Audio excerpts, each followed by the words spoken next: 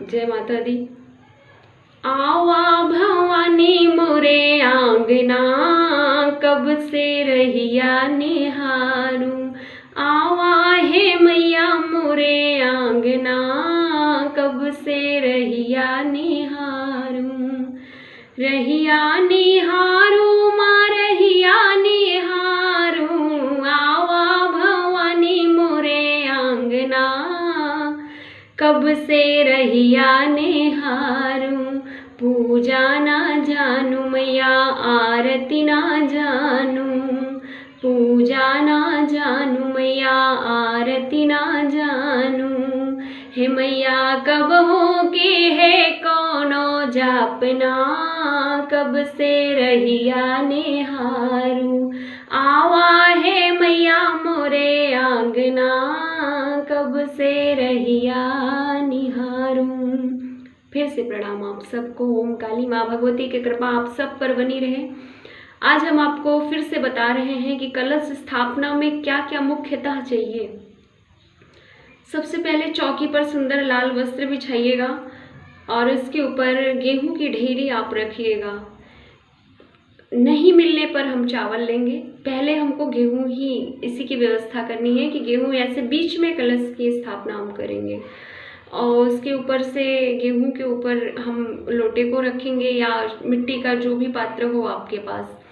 इसमें सबसे पहले गंगा जल डालिएगा। गंगा जल के बाद हम लेंगे थोड़ा सा उसमें चावल, फिर सिक्का चांदी का हो या नॉर्मल हो, फिर इसमें खड़ी सुपारी, फिर इसमें खड़ी हल्दी डालिएगा।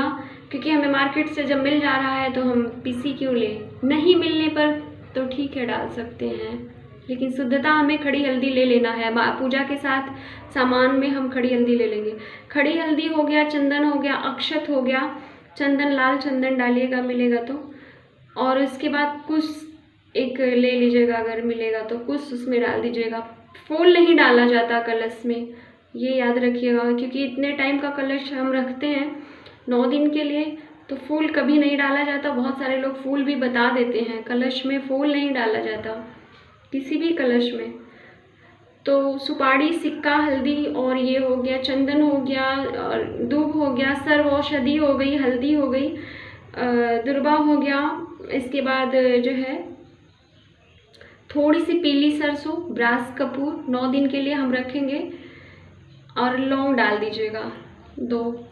इसके बाद लौंग इसलिए कि माता को प्रिय है तो भोग स्वरूप लौंग उसमें डाल दीजिएगा। महक भी अच्छी बनी रहेगी कपूर के साथ और अच्छा रहेगा। बट फूल नहीं पड़ता क्योंकि लौंग फूल वाली होती है तो फूल का भी काम करेगी। वैसे फूल जल में नहीं डाला जाता किसी भी जल में। तो ये अब देखिए इसका विधान क्या है, हम कलश को करेंगे कैसे। सबसे पहले चौकी जहाँ हम रखे हैं, सबसे पहले भूमि को स्पर्श करना है। हे माँ भगवती जगत जननी आपको प्रणाम। आपके ऊपर मैं माँ भगवती को विराजमान करने जा रही हूँ। हे जगदम्बा, हे जगत माता, आप मुझे आशीर्वाद दीजिए। मेरी निर्विघ्नता पूर्वक इस कलश स्थापना को आप संपूर्ण बनाइए और माँ भगवती का वास मेरे घर में निरंतर बना रहे। इसके बाद चौकी पर गेहूँ या चावल अपना ढेरी के साथ रखिएगा। फिर जो है उस स्थान पे अपने कुल देवता, वास्तु देवता और गृह देवता, स्थान देवता, नगर देवता, सभी देवता को प्रणाम करते हुए, इसके माता पितृ के चरणों में प्रणाम करते हुए इसके बाद सप्तधान्य रखिएगा। फिर खाली कलश रखिएगा उस ढेरी के ऊपर। फिर इसमें गंगा जल रखिएगा, फिर कंठ तक उसमें जल भरिएगा। अब अनामिका उंगली से उस जल को स्पर्श कीजिएगा।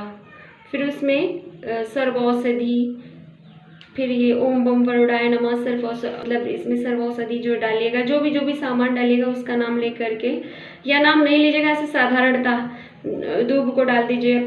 फिर जो है इसके बाद अंगूठी वगैरह तो हम पहने ही रहते हैं। सतमृतिका है, चावल है, अक्षत है, सुपारी है, पंचरत्न है, द्रव्य है, मतलब सिक्का वगैरह, हल्दी है और सरसों है, कपूर है, जो भी है सारी चीज़ें हम उसमें नियम से डालते जाएंगे। फिर जो है उस पर पूर्ण पात्र वो आम का पल्लो रखिएगा, पल्लो को टीका वगैरह कर लीजिएगा। फिर पूर्ण पात्र रखने के बाद उस पर हम नारियल रखेंगे, उसके ऊपर नारियल रखिएगा। नारियल के बाद नारियल के ऊपर ऐसे चुनरी पीछे से उड़ा दीजिएगा जैसे वो माँ भगवती का को प्रतीत हो कि हाँ माँ बैठी हैं ऐसे करके।